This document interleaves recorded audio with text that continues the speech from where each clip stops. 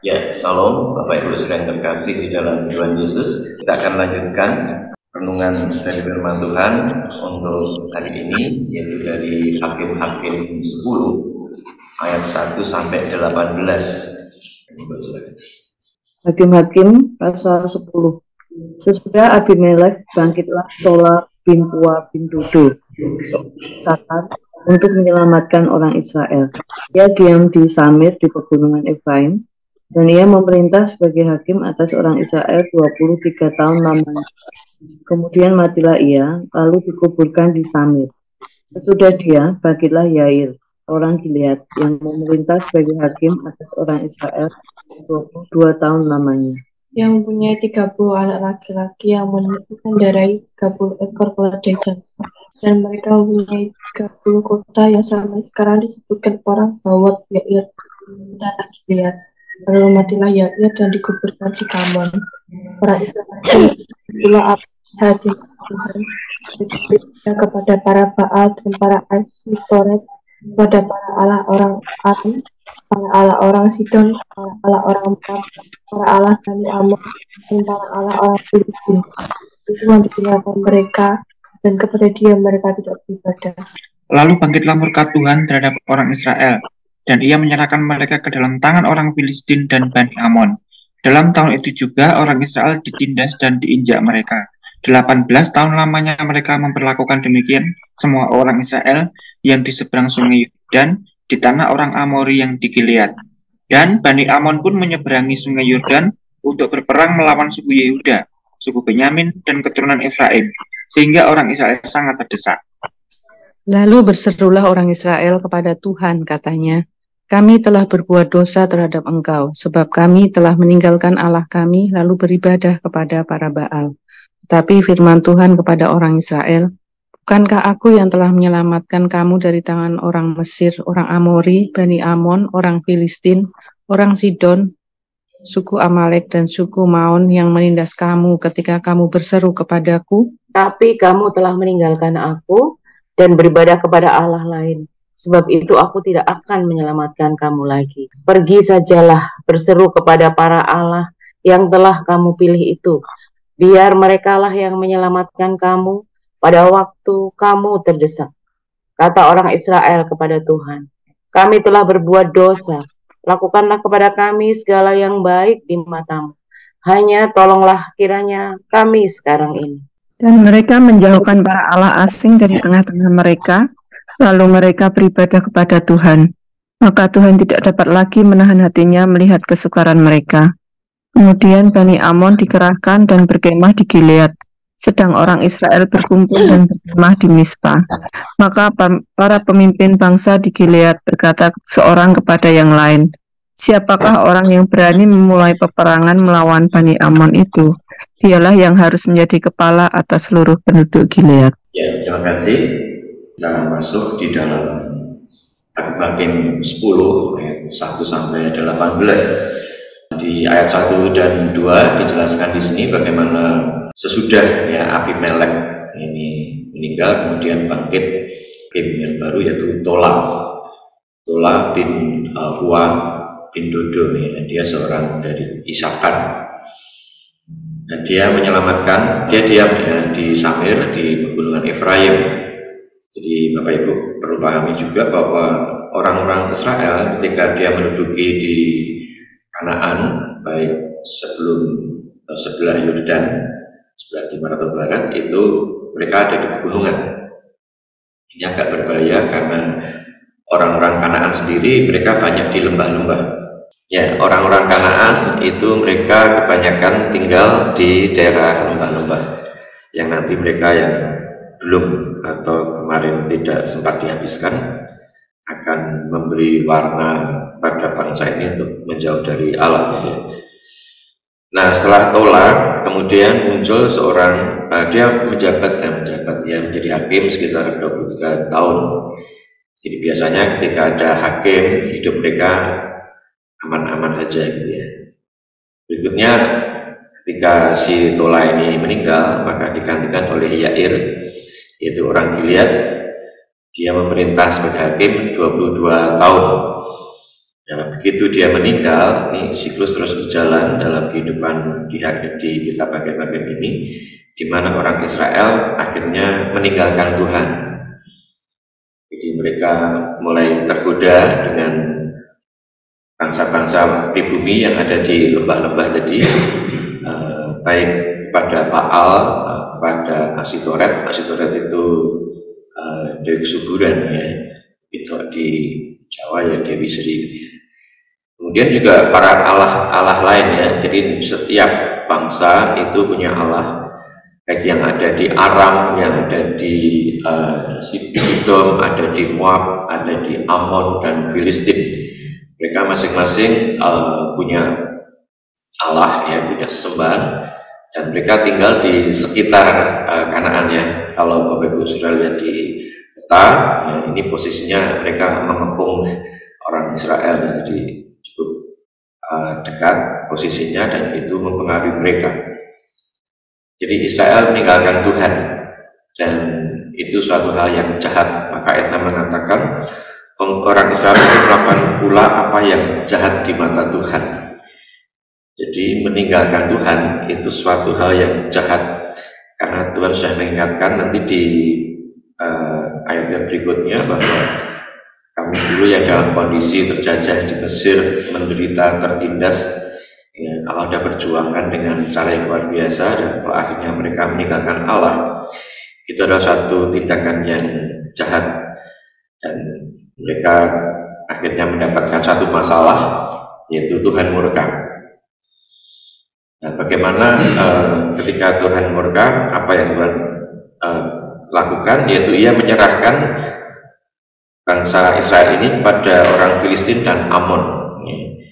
Orang Filistin dan Amon ini selama 18 tahun mereka dalam kondisi teraniaya, mereka dalam kondisi tertindas, mereka dalam kondisi yang sangat menyedihkan.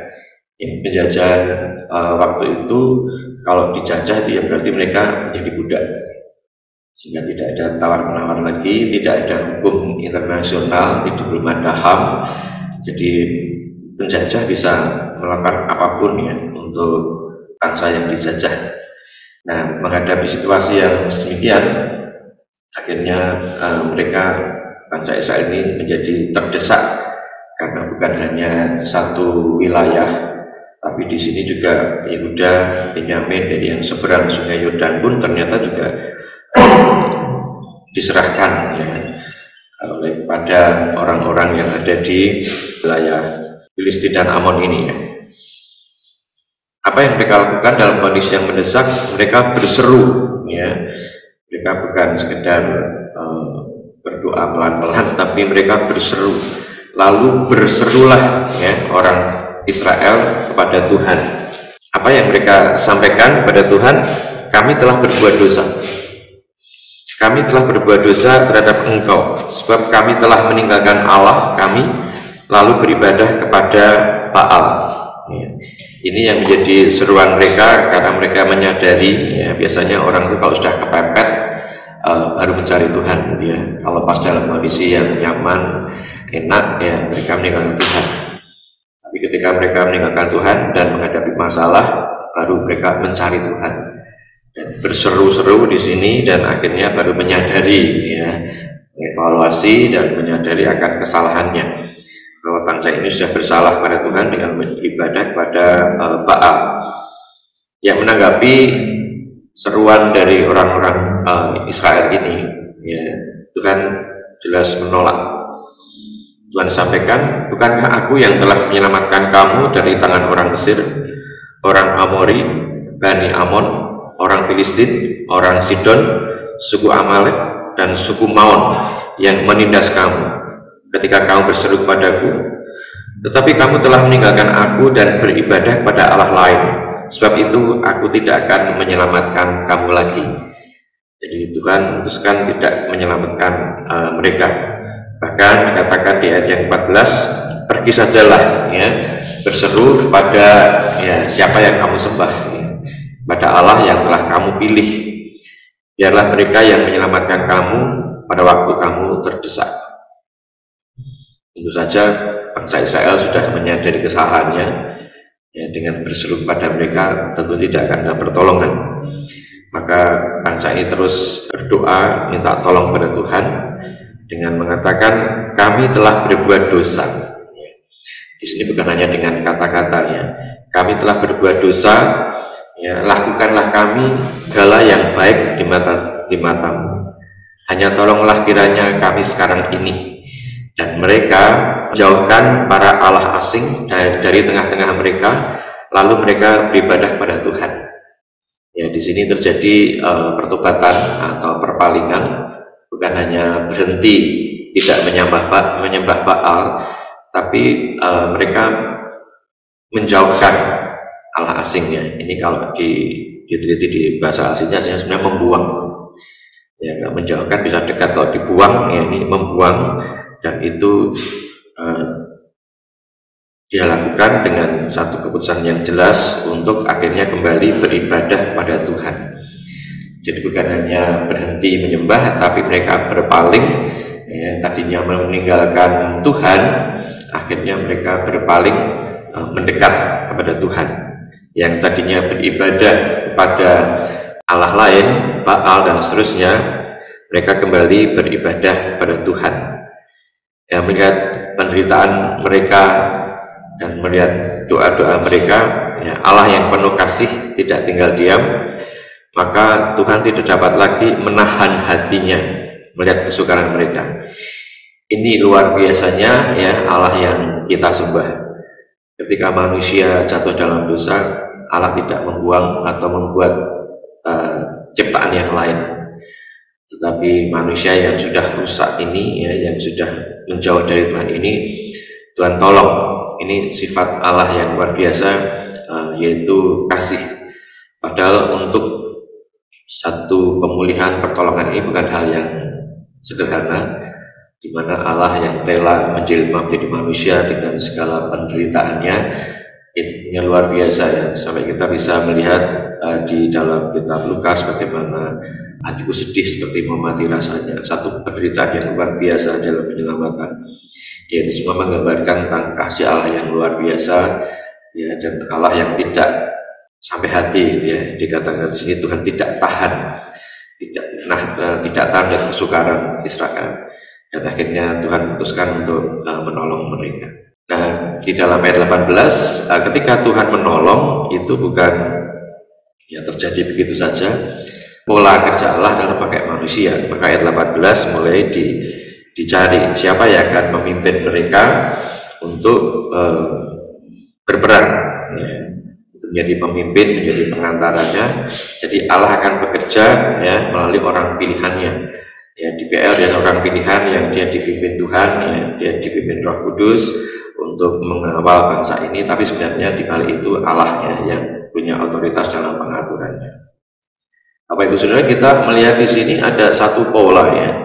Jadi ketika kita belajar sejarah itu ada pola, kita mau belajar tokohnya, kita mau belajar bangsa itu, kita bisa belajar ritme dari bangsa itu atau tujuan dari bangsa itu ya. Tapi di dalam kitab Hakim-Hakim kita bisa menemukan orang bisa belajar tokohnya. Tapi kalau yang di bagian ini menarik, kita melihat ritmenya ya. Jadi ketika bangsa ini memberontak meninggalkan Tuhan, maka akhirnya dia ditaklukkan ya oleh musuh. Ketika mereka akhirnya berseru minta tolong, akhirnya Tuhan akan tolong dengan menyelamatkan mereka. Ini ini terjadi berulang-ulang, ini sekitar 7 kali ada ya di dalam Hakim-Hakim ini, yaitu bagaimana ketika mereka meninggalkan Tuhan, mereka akhirnya diserahkan Tuhan ya kepada musuhnya, mereka ditindas oleh musuhnya, dan ketika mereka terdesak, mereka teriak-teriak minta tolong, dan Tuhan yang penuh kasih, akhirnya Tuhan menolong dan terjadi satu penyelamatan, dan Tuhan akan panggil ya, satu hakim untuk membantu mereka dalam penyelamatannya. Nah, amanat teks yang bisa kita perhatikan dari bagian ini adalah bahwa Allah tidak kompromi dengan dosa. Setiap pelanggaran atau dosa pasti ada konsekuensinya. Jadi ketika mereka meninggalkan Tuhan, mereka menjauh dari Tuhan, mereka hidup dalam dosa, maka Allah tidak bisa kompromi dan Allah langsung berikan satu penghukuman. Tetapi Allah yang penuh kasih, ya, ketika mereka bertobat, merendahkan diri, berpaling, ya Allah turun tangan dan Allah berikan satu pertolongan. Ya, ketika kita bisa melihat di sini bahwa cara kerja Allah adalah memakai manusia, ya. Meskipun Allah yang bertindak, tetapi di ujungnya Allah butuh manusia yang berbagian di dalam rencana Allah tersebut. Nah, apa aplikasi yang bisa kita ambil? Apakah saudara dan saya yang saat ini sedang dekat dengan Tuhan atau jauh dengan Tuhan? Setiap keputusan kita sehari-hari hanya dua dampak, ya. Apakah saudara dan saya bersedia, ya, untuk jadi alatnya dalam penyelamatan dunia? Karena ternyata pola-pola itu juga terjadi sekarang, ya. Bagaimana ada begitu banyak orang yang dalam kondisi menderita dan mereka hanya bisa dipulihkan ketika dekat dengan Tuhan. Dan Tuhan butuh orang-orang yang siap dipakai, yang untuk menolong mereka berpaling kepada Tuhan. Ya, kiranya kita semuanya siap, ya, menjadi alat-alat Tuhan untuk penyelamatan orang-orang yang saat ini hidupnya jauh dari Tuhan. Terima kasih, Tuhan Yesus memberkati. Jadi kita akan merespon firman Tuhan. Mohon Roh Kudus menolong kita agar meneguhkan hati kita untuk total komitmen mengagungkan dan mengandalkan Dia saja.